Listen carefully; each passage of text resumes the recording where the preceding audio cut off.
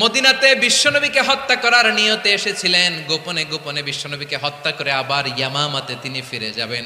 কিন্তু কি অবাক করা কাণ্ড, হত্যা করতে পারে নাই, সাহাবাদের হাতে তিনি ধরা পড়ে গেলেন। ধরে মসজিদে নববীর পিলারের মধ্যে বেঁধে রাখলেন। বিষ্ণু ইসলাম সাহাবাদেরকে বললেন তার খোঁজ খবর নিও। সাহাবার বলেন, ইয়া রাসূলুল্লাহ, আপনাকে হত্যা করতে এসেছে, তার তো কঠিন ক্যাপিটাল পানিশমেন্ট হওয়া দরকার, কঠিন শাস্তি হওয়া দরকার। বিষ্ণু বললেন, না, আমি যেটা জানি তোমরা সেটা জানো না।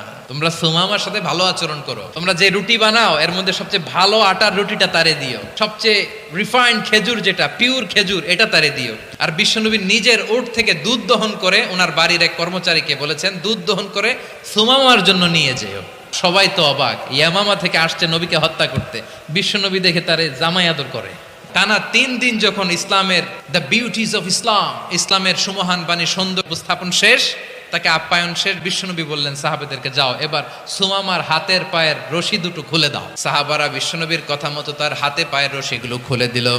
সুমামা মুহূর্তের মধ্যে মসজিদে নববী থেকে বের হয়ে ইয়ামামায় ফিরে না যে মসজিদে নববীর পাশে একটা খেজুর বাগান ছিল সেখানে চলে গেলেন।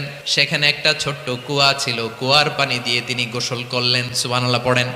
কুয়ার পানি দিয়ে গোসল করে মসজিদে নববীর সামনে এসে বিশ্বনবী এবং সাহাবাদের সামনে দাঁড়িয়ে সাব্বাবা উঁচু করে বললেন, আশহাদু আল্লা ইলাহা ইল্লাল্লাহ ওয়া আশহাদু আন্না মুহাম্মাদান আবদুহু ওয়া রাসূলুহু। আল্লাহু আকবার।